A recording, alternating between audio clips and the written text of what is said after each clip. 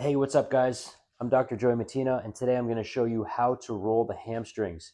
I did a video a few weeks ago called How to Fix Most Lateral Knee Pain. I answered a lot of questions from viewers, and one of the questions was, how do I roll my hamstrings?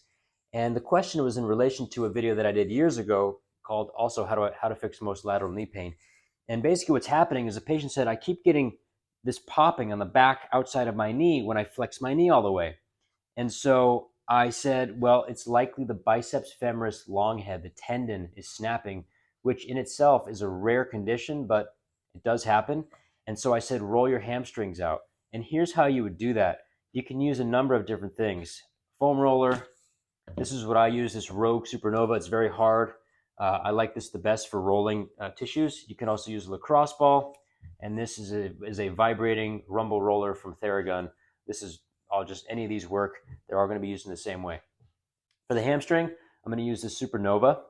The biceps femoris is the outermost of the hamstring muscles, and it has two heads, the short head and the long head. The long head comes down and inserts into the fibular head, which can create a lot of lateral knee problems.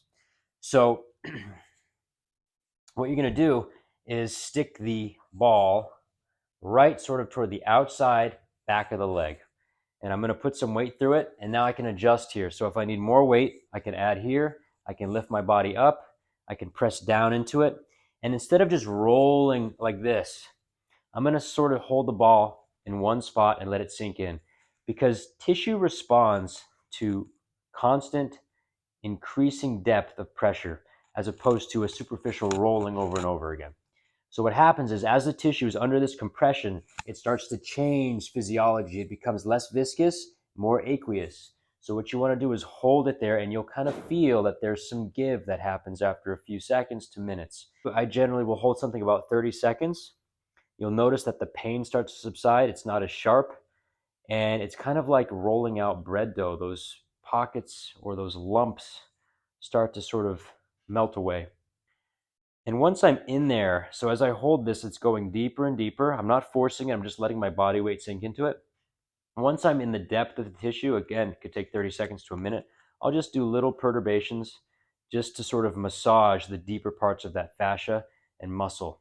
And what I'll do is I'll just kind of scan and I'll search for areas. And as I get closer to the back of the knee, it's going to become a little bit more sensitive. There are some sensitive structures back there, so you can't go right behind the knee. You're going to kind of find a spot where you can't go any further without it being quite painful. That's where you want to stop. But I'll find some spots, and I'm just going to go really slowly through these.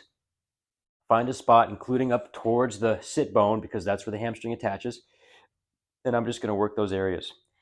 I would do this for about 5, 6, 7, 8 minutes until you feel like you've worked it over, and then retest. Now, I don't expect this to fix that issue instantly.